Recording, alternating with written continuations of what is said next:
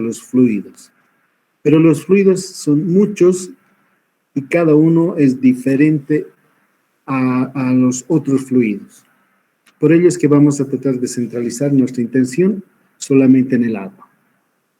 Pero nos interesa delinear la cancha sobre la que nosotros vamos a trabajar. Y les decía el día de ayer, la ciencia grande que cobija a muchas es la mecánica. Es la mecánica celeste, por ejemplo, aquella que tiene que ver con el movimiento de los astros, la que utilizan los científicos de la NASA y otros para poder mandar las naves o para llegar a la luna. Es la mecánica celeste. Pero en mecánica también hay la dinámica y la cinemática, y tiene un montón de divisiones, y una de ellas es la mecánica de los fluidos, que intenta entender y describir cómo los fluidos se mueven. Y entre los varios fluidos que se tienen, se les ha agrupado en dos. Uno, los gases, y otro, los líquidos. Entre los gases están, sobre todo para las aplicaciones comunes, el aire. Y eso está referido a la aerodinámica. Esto está vinculado con los aviones. ¿Pueden ver lo que estoy escribiendo? Estoy escribiendo en rojo. Alguien avíseme, por favor, jóvenes. No, Inge, no se ve. No, Inge, no se ve. Se ve. Yo estoy escribiendo sobre la presentación, pero no se ve. Ok. Voy a procurar no hacerlo. Y los otros son los líquidos. Y por ejemplo, están los aceites, los lubricantes y todos los otros líquidos que están listados acá. Los aceites, los lubricantes les interesan a los ingenieros mecánicos porque son elemento fundamental para que las piezas que se están moviendo en los motores, en todo lo que quieran imaginarse, no sufran fricción entre ellas. Y la energía que se está empleando para ese movimiento no se disipe innecesariamente en vencer esa resistencia. A ellos les interesa mucho los aceites y depende de la densidad de los aceites, depende de su viscosidad. Para ellos es importante. Para nosotros no tanto, porque no estamos justamente con ellos en el campo de los mecanismos. A nosotros nos interesa el agua. Nos interesa, perdón, hay otras personas que se interesan más bien en los combustibles y los petróleos. A nuestra patria nos interesa bombear estos combustibles fósiles hacia los otros países para que los ingresos de nuestra patria mejoren. La mazamorra es algo que a nosotros sí nos toca de cerca. Permítanme un segundo, voy a salir. La mazamorra sí, porque esto es de dominio de los civiles. Las mazamorras están entre dos fluidos. Uno es el barro, perdón, los sólidos, y otro el agua, que dependiendo de la composición que ellos tengan, la proporción de unos y otros, constituyen un líquido viscoso, altamente viscoso,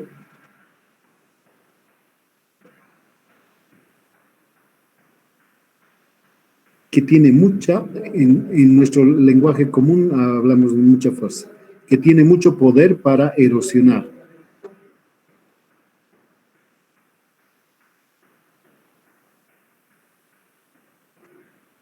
Está constituido por ambos. Barro es la composición de Kale y se mueven como una sola entidad.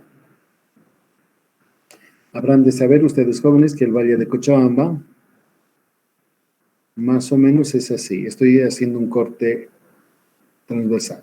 Aquí la montaña del Tunari con su nieve y este otro lado un poco más abajo.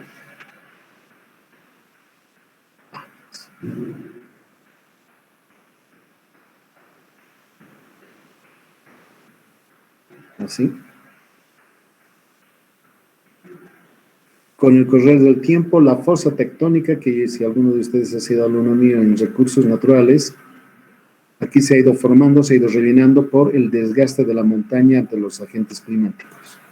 Y han habido épocas las glaciaciones y las interglaciaciones, recordarán, ahora estamos en una interglaciación, estamos alcanzando el clima más cálido, las temperaturas más altas, y en el momento en que se derretía la nieve que cubría en determinados momentos muy buena parte de la falda de los cerros, quizás llegaba hasta temporal, no lo sé, era tal el poder del agua al deshielarse o el movimiento de los hielos cuando se retraían, que mazamorra bajaba por acá y se acumulaba. Y esa mazamorra estaba constituido por gravas, arenas gruesas y material fino. Pasaba el tiempo, terminaba de derretirse y más bien se cubría de nieve otra vez las montañas. Entonces no había gran actividad hídrica. Y lo que sí corrían esos ríos eran capaces de llevar material fino, arcillas o limos. Entonces se depositaba encima de lo que antes eran barros gruesos, material fino. Y luego otra vez venía un periodo interglacial que depositaba según su intensidad, por ejemplo, nuevamente mazamorras, trayendo bolones y gravas. Y otra vez material fino que le iba suprayeciendo. Al final de esto se ha ido formando los acuíferos que nosotros conocemos. Edgar, perdón, un segundito. Hasta las 3:30. De barro se han ido acumulando en el valle de Cochabamba y ha ido a formar los acuíferos. Entonces tengan presente la importancia para los recursos hídricos y para la vida del valle, la ocurrencia de estos tipos de fluidos. De hecho, yo sé que en el Japón están estudiando con mucho énfasis cómo se mueven estas mazamorras, estos deslizamientos. Estos, después yo les voy a avisar que estos son fluidos newtonianos porque tienen alta viscosidad. Y lo importante es poder predecir una determinada mazamorra con una cierta composición de elementos que le constituyen, capaz de qué es. Por ejemplo, de horadar, de fragmentar, de destrozar pavimento, cuando no son inofensivas. Esas son preguntas que nos interesan. En el caso particular, cuando la mecánica de fluidos tiene como su centro de atención al agua, le llamamos nosotros más bien la hidráulica. Porque si bien nos apropiamos de todos los fundamentos que tiene la mecánica de los fluidos como ciencia, tal cual como aquí yo les he presentado, sin embargo, la hidráulica hace también énfasis, hincapié en la aplicación. Es el entender cómo la teoría sustenta al futuro edificio que va a ser su vida profesional, pero esta vez orientándola hacia la aplicación. Entonces vamos a ver hasta el capítulo 5, cosas de teoría, y a partir de ahí nos vamos a dirigir enteramente a las aplicaciones. Sin embargo, los ejemplos y prácticas que hagamos, por supuesto, quiere decir que no van a ser eminentemente ejercicios de reflexión, sino que van a estar orientados a la práctica. Entonces, estas son las propiedades de los fluidos jóvenes. En este ambiente vamos a trabajar, miren, en un contexto de la carrera, en un contexto grande que les señalaba el día de ayer, que se distingue básicamente en dos grupos. Cuando el agua se está moviendo a presión, esto quiere decir que, por ejemplo, tuviéramos un tanque elevado, por ejemplo acá, como solemos tener en los barrios, que está con agua, y de él baja una tubería que reparte a los barrios el agua. Un poquito de agua, un pedazo de acá, dentro de la tubería, se está moviendo con una determinada velocidad. Y a través de este conducto está circulando un cierto caudal, porque tiene diámetro esa tubería. El motor para el movimiento del flujo es la gravedad y el segundo es la presión. Pero ¿qué presión? Esta presión, jóvenes.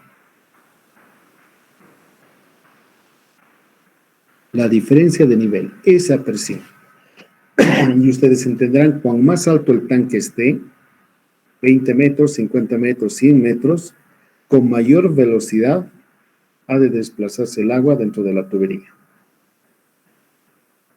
Al contrario, si es que acaso tuviésemos una fuente de agua, miren, esta es la tubería, y aquí justo estuviera el tanque, y el tanque está acá.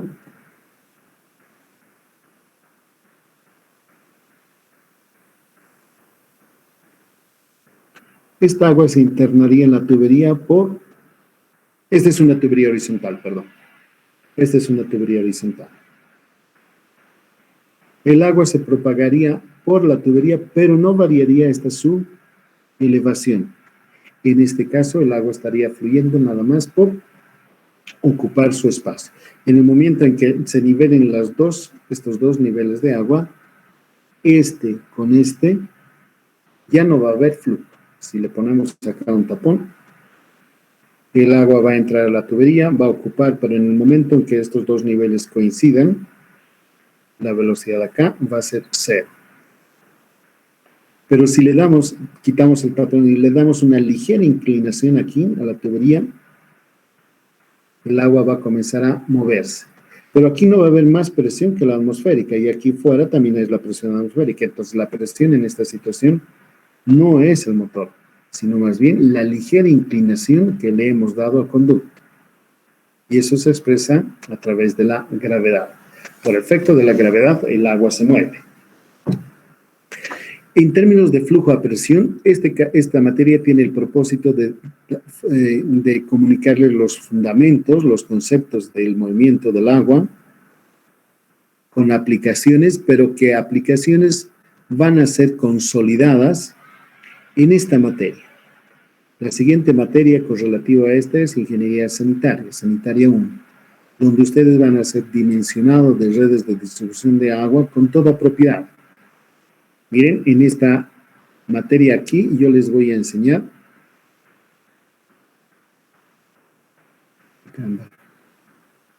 Yo les voy a enseñar los fundamentos, los conceptos. Les voy a enseñar el por qué o el qué.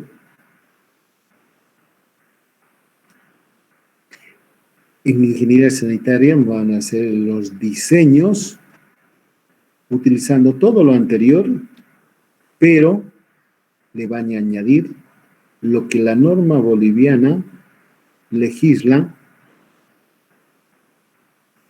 para el diseño de estos sistemas de agua. Desde la ubicación de la fuente, de la conducción a través de las laderas de las montañas, el reparto, las dimensiones que deben tener los determinados tanques para servir a la población, qué diámetros deben tener las tuberías como mínimo, qué velocidades deben imponerse, cuál es la presión mínima que tiene que entregarse MAPA, por ejemplo, en los domicilios, tiene que ser mayor a 10 metros de columna de agua, que no siempre se cumple, pero tiene que ser inferior al esfuerzo de trabajo de la tubería, de la resistencia que ella tiene.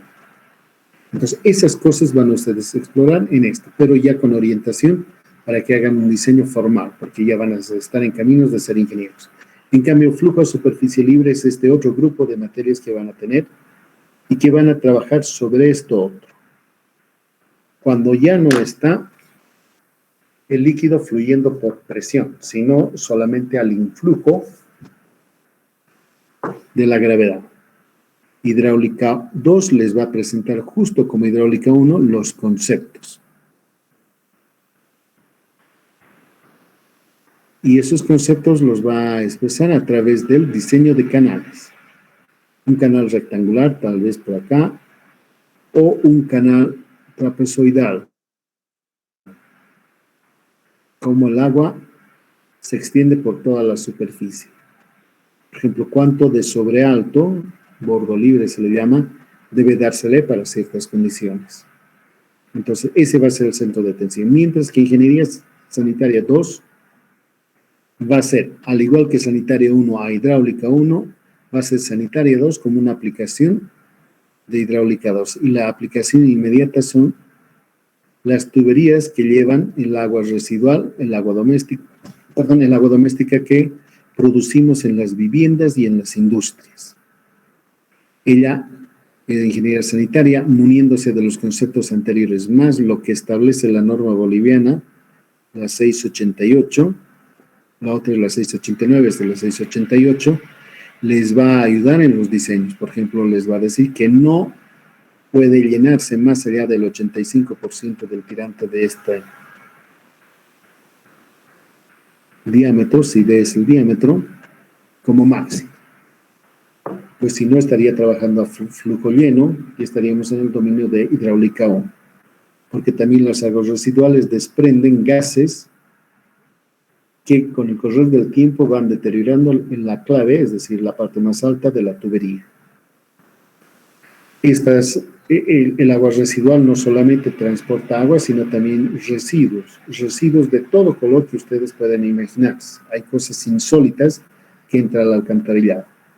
Y debe ser tan la velocidad del agua que está circulando por acá, el agua del alcantarillado, que desarrolle velocidad suficiente y a la vez una fuerza de arrastre, que se llama la fuerza atractiva, para el material que se haya asentado ser acarreado por la corriente y llevado al sitio donde se prevé. Ese va a ser el sujeto. Obras hidráulicas 2 va a más bien versar sobre cómo diseñar las obras de captación, de transporte y de almacenamiento para el beneficio o el aprovechamiento de los recursos hídricos en diferentes índoles. Aquí les van a enseñar a dimensionar las obras de tomas, reservorios, desarenadores, cámaras de carga, etcétera, que son común en la profesión. Hidráulica 2 es privativo de la mención de Hidráulica 2 y está destinada sobre todo a represas. Y hay un montón de represas de tierra, represas de concreto, represas en arco, represas compactadas con rodillo, represas de gaviones de varios colores. En esta materia van a consolidar lo que en forma indirecta a lo largo de la carrera les han ido enseñando y la va a sistematizar a través de ejemplos. Obras hidráulicas 2 estudia básicamente las represas. La hidráulica de ríos es, miran a un río, por ejemplo, como este, y comienzan a calcular la forma, cómo es la sección transversal, cómo es el perfil longitudinal, cómo van las líneas de corriente, pero también el transporte de sedimentos. Porque como bien saben, están en media carrera, el agua cuando acarrea sedimentos lo hace en dos formas sobre todo. Uno, sedimentos que quedan flotando en el agua, porque son pequeñitos y no tienen suficiente peso para irse al fondo. Y los otros, que más bien al contrario, son más pesados, más grandes, y que son arrastrados por el agua en el fondo. Y estos sedimentos, en algún caso, cuando viajan por canal, pueden causar abrasión. Esto es, que van desgastando paulatinamente el fondo de su lecho. En algunos canales, aquí en el Valle de Cochabamba, se pueden observar. Canales que tienen 20, 30, 40 o más años de servicio, parte de su cubierta de cemento es descascarada. Entonces va así, jóvenes. Esa materia les va a permitir pronosticar, por ejemplo, un determinado río que nace en una cuenca, cuánto de sedimento se produce. Y si ese río va a ir a parar a una represa, puede colmatarla, puede llenarla esa represa en vez de agua con sedimento. Y queda invalidada toda la inversión que se ha hecho para la construcción. Puertos y vías navegables, les había dicho, es la materia que tiene que ver sobre los ríos que nosotros estamos intentando hacerles navegables, intervenir sobre determinados tramos con herramientas de la hidráulica a fin de que les habilitemos como vías de navegación seguras. Van a haber encauzamientos, van a haber rectificaciones, etcétera. Entonces, otra vez va a ser hidráulica 2, flujo a superficie libre, pero esta vez en ríos. Y temas especiales en hidráulica va a estar vinculada con temas un poco más recónditos. A ver, ¿cómo les voy a decir? Temas especiales en hidráulica va a ser, por ejemplo, modelación matemática, bajo ciertas condiciones. Va a ser, por ejemplo, dependiendo de quién lo dicte, centrales hidroeléctricas, cómo diseñar aprovechamientos hidroeléctricos. O quizás va a ser aguas subterráneas, cómo es el flujo cuando ocurre en el subsuelo y cuánto de un acuífero uno podría aprovechar a través de bombas, de pozos. Entonces, esta temática de hidráulica, de temas especiales en la hidráulica, depende de quién lo dicte. Modelos hidráulicos es una herramienta más, a ver, se los voy a decir en corto.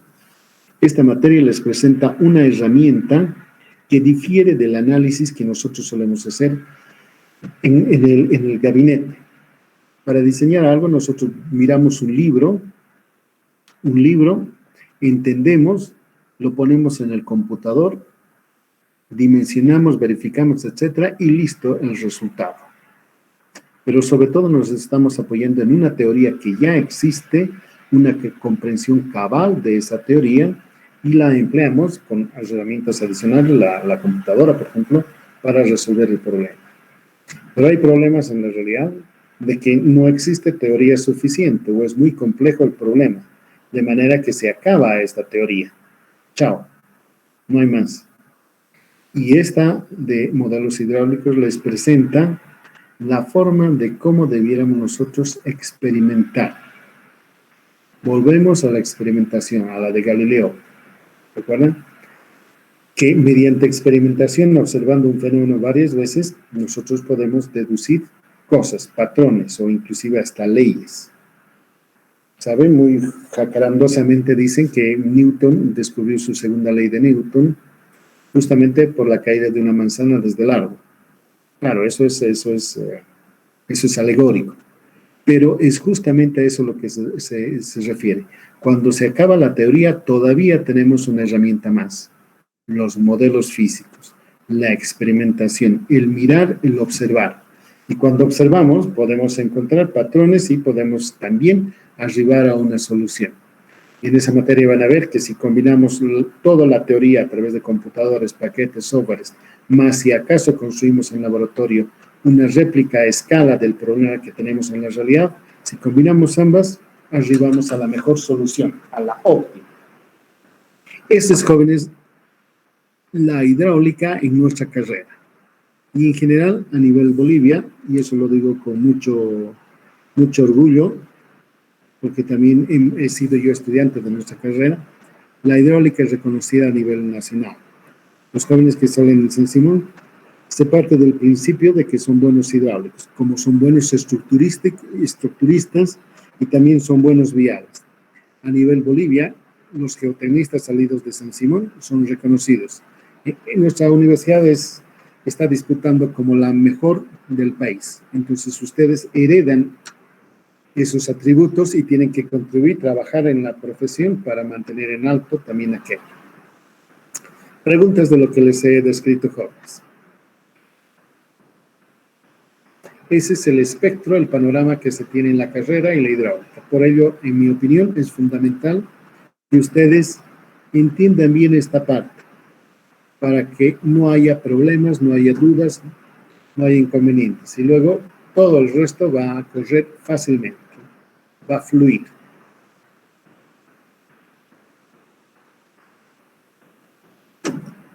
Comentarios de ustedes, jóvenes.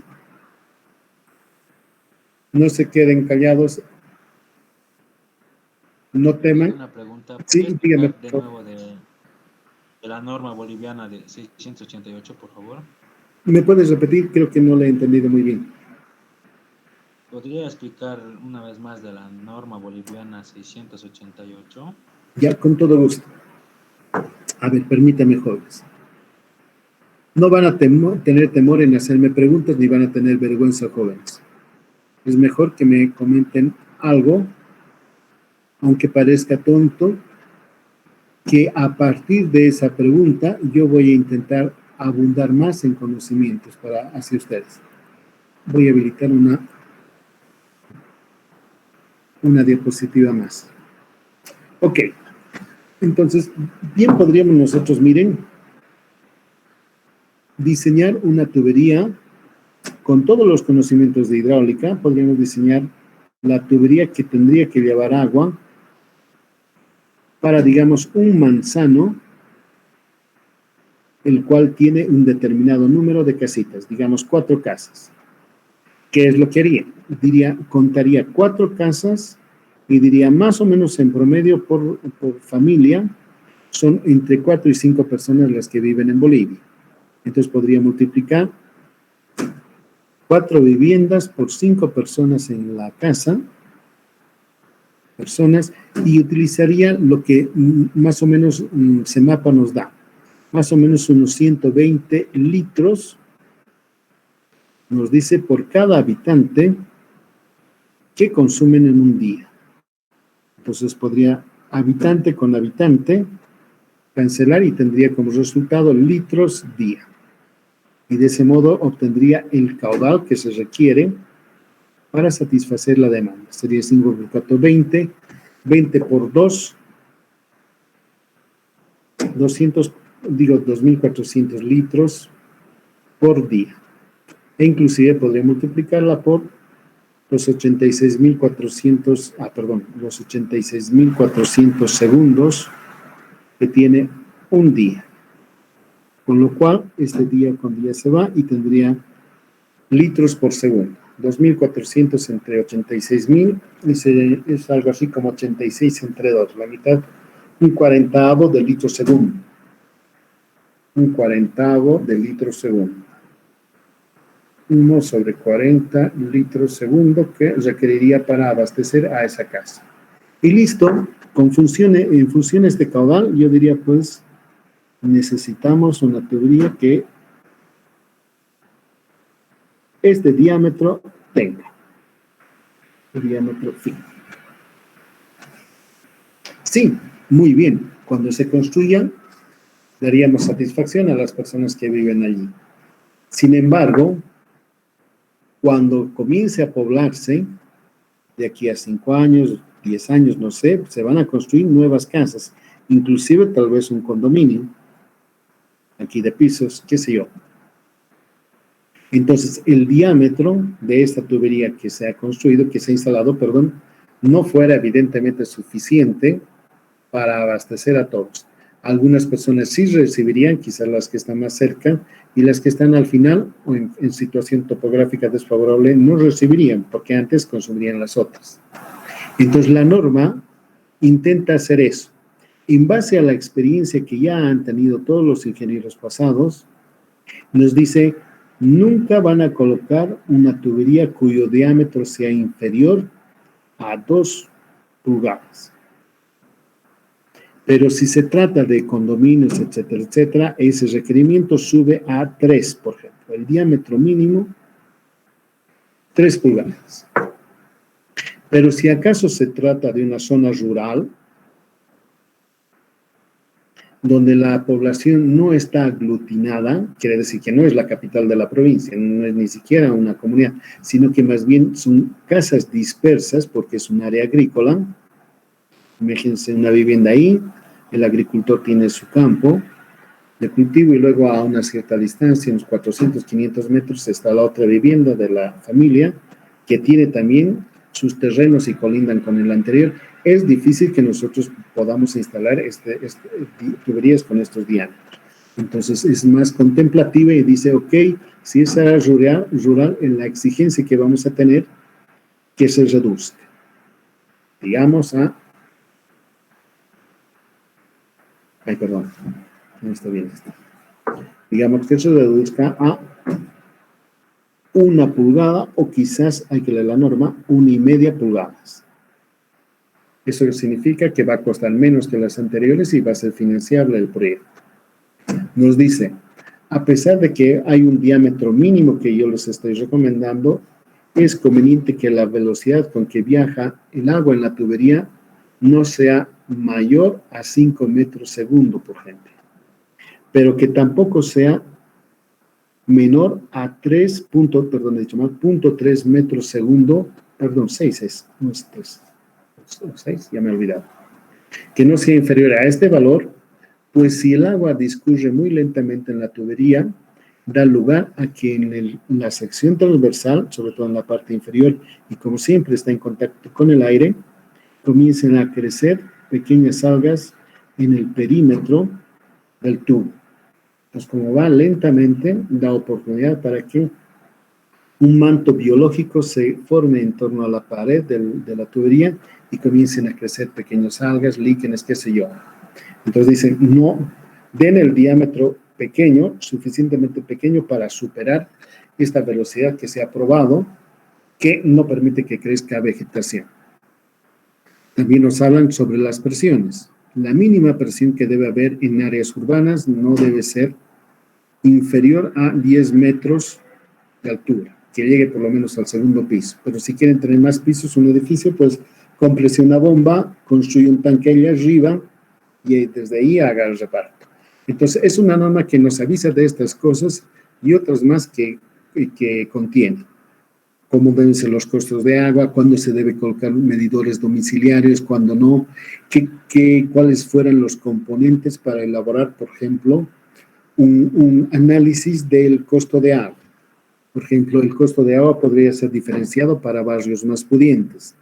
Para barrios donde son menos favorecidos en términos económicos, podría tener una estructura tarifaria diferente. Es decir, eso nos informa la norma, nos da guías para poder efectuar un buen diseño y que nadie quede insatisfecho. Esas son recomendaciones para una buena serviciabilidad de los servicios básicos que nosotros en nuestro país tenemos. Y hay normas para agua potable, normas para alcantarillado pluvial, para alcantarillado sanitario. Y también hay otras para la ingeniería civil. Recuerdan, ha salido hasta no sé poco, ha sido trabajo fructífero de colegas, ha salido una norma, sí es una norma, es una recomendación para el diseño sísmico. En atención al monitoreo que se ha hecho de los sismos que tenemos en nuestro país y conforme también las normas internacionales se ha adecuado a las condiciones locales y ha salido una recomendación. Así debiera calcularse el efecto sísmico sobre las estructuras que se construyen en los diferentes departamentos de nuestro país. Son elementos que nos ayudan a tomar decisiones cuando estamos inseguros. Esos jóvenes. ¿Satisfecho la inquietud, joven? Sí, gracias. Ya. Más preguntas, jóvenes.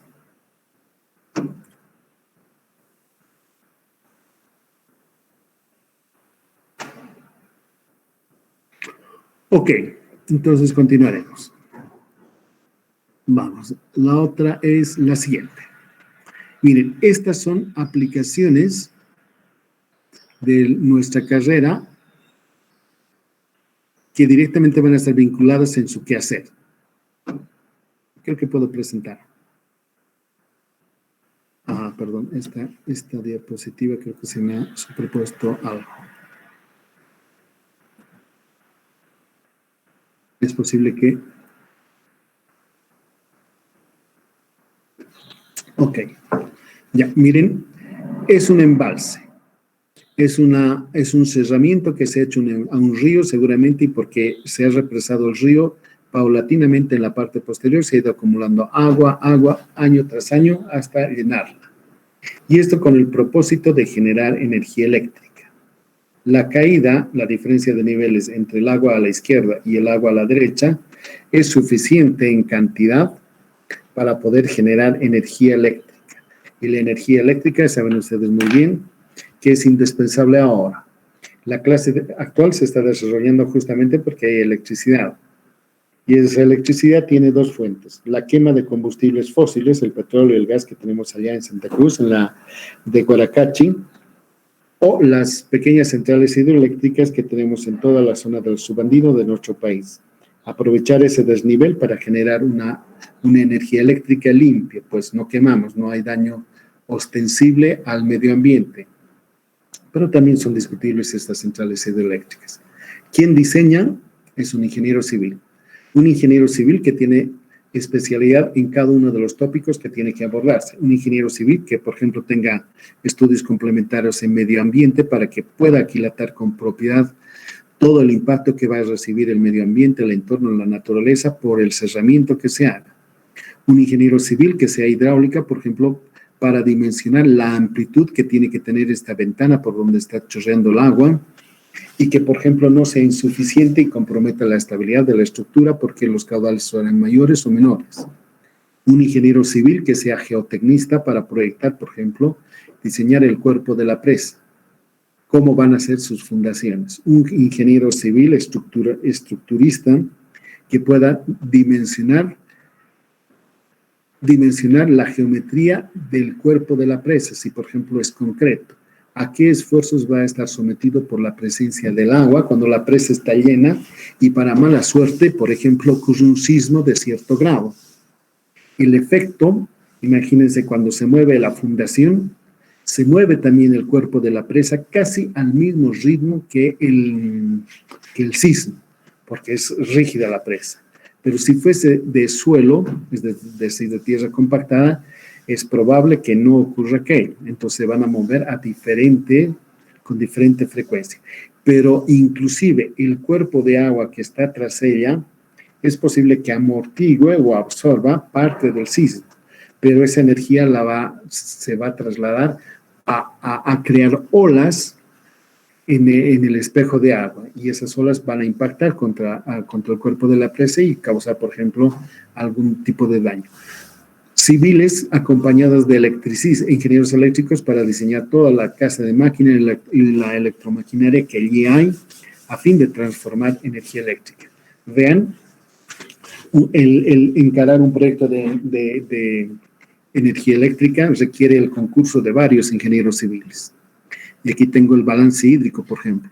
¿Cuán alto debe ser la represa que va a estar en acorde con el régimen de precipitación o cuán lluviosa, cuán seca sea la cuenca? Si es una cuenca árida, que llueve poco, es probable que la represa que nosotros vayamos a construir acá a fin de retener la escasa agua va a ser bajita. Pero si está está construida esta represa en la zona del Chapare, allá por Locotal, qué sé yo, por La Jota, Villatunal y Chimoré, donde el régimen de precipitación es alto, vamos a necesitar una represa también alta para alojar la cantidad de agua necesaria para satisfacer la demanda. Y aquí a la derecha también otra imagen donde observan justamente eso, la transformación de energía potencial que el agua tiene almacenada a una determinada altura, que cuando se canaliza a través de un conducto como este, esa energía potencial se transforma en energía cinética. Energía cinética que se utiliza cuando choca el agua contra los salares miren, de estos dispositivos que están aquí abajo. Un chorro de agua choca contra las aspas de esta turbina, hacen que ella gire y se transforme en energía eléctrica pura. Entonces, un ingeniero civil lidia con eso, o el tendido de estas tuberías que están viendo ustedes acá. Determinar qué capacidad debe tener la tubería para satisfacer la demanda presente e inclusive la que se planifica de aquí a 20 años, como es común hacerlo. Pero también va a ganar mucha plata el ingeniero civil constructor, porque además de hacer los diseños, tiene que construirlas. Y es siempre una muy buena fuente de ingresos cuando se construye, no solamente diseñar. En esta otra, por ejemplo, aplicaciones de la hidráulica, cuando tiene que canalizarse ríos, por ejemplo, construirse puentes, almacenar en agua en distintos niveles para luego distribuirlos a la población. Población que también efectúa sus excretas y tiene que tener otro sistema aparte de tuberías para llevarlas a plantas de tratamiento donde el agua pierda todos esos microbios, esos agentes nocivos, dañinos para la salud, por un proceso más o menos natural, con acompañamiento de los químicos. El ingeniero civil proyecta las obras para desinfectar esas aguas y devolverlas seguramente a este cuerpo de agua que es el río. Aquí a la derecha estamos viendo cómo los ingenieros, con la ayuda de los técnicos, construyen dan forma a un sistema de riego, pero no solamente del sistema de alcantarillado o de agua. También encuentra aplicación la hidráulica en estas cosas insólitas. Una maquinaria especial que permite regar por aspersión extensas áreas. Miren, desde arriba van regando y tratando de ser más eficiente. Habrán de saber ustedes que el riego a nivel mundial es el que mayor agua consume. Si comparamos frente al consumo humano, al consumo de las industrias, es 3-4 veces más grande la demanda de agua y para riego. Lo malo es que inclusive si acaso regamos de la forma que están viendo o peor por la inundación, las plantitas apenas una parte de lo que se ha regado utilizan para su ciclo vital. El agua no utilizada se infiltra y se va a las capas profundas, es decir, va a ir a formar parte de los acuíferos.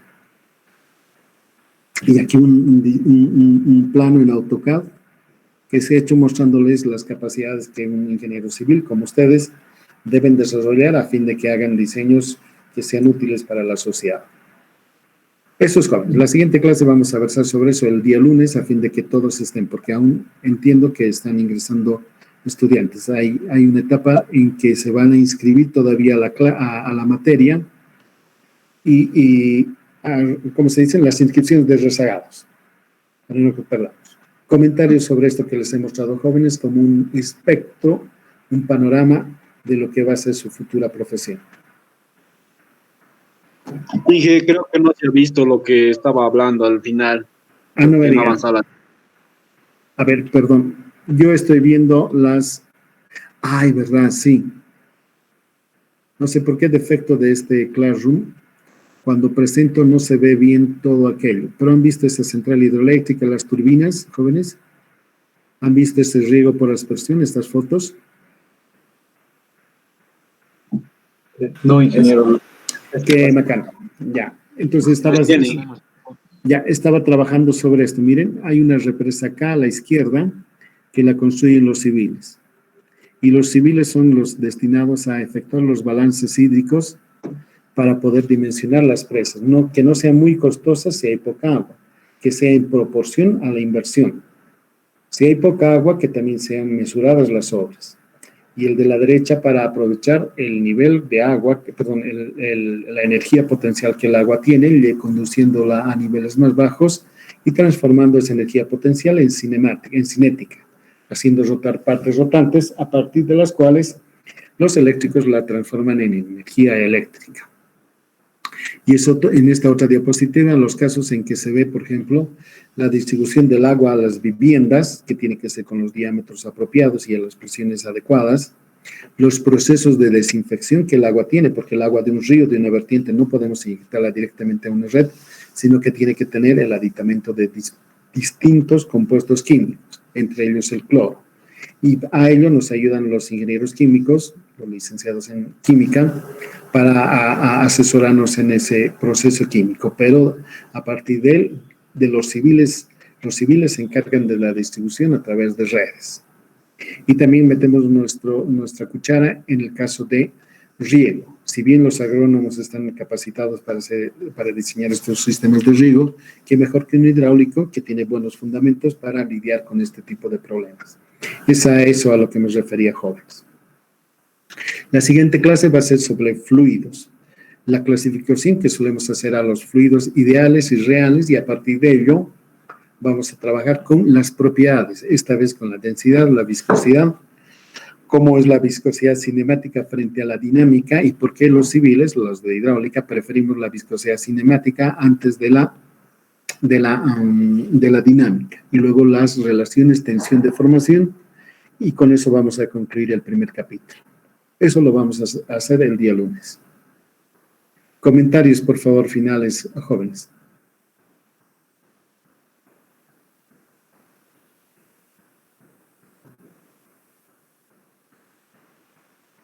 Ingeniero, una pregunta.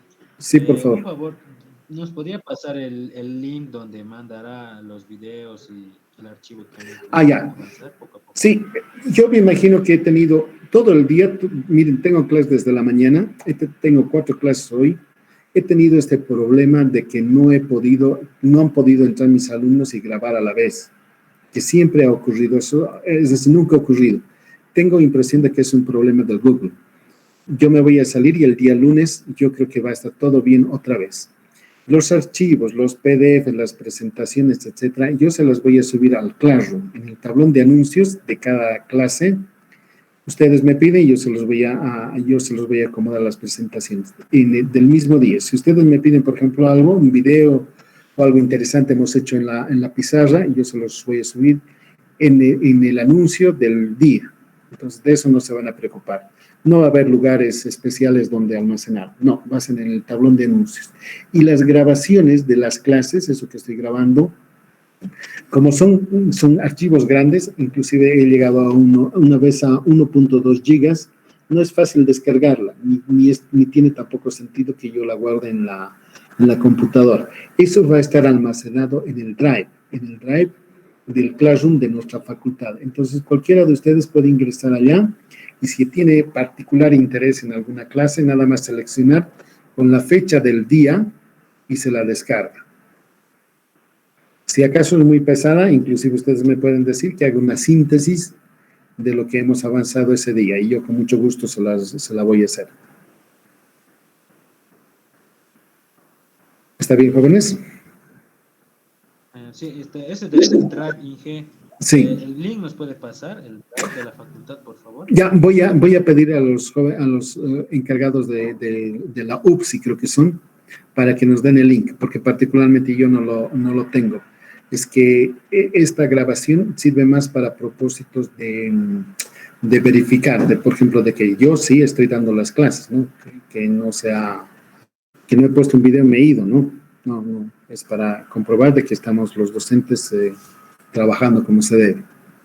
Ya permitan que haga la consulta para el día lunes. ¿Más comentarios, jóvenes?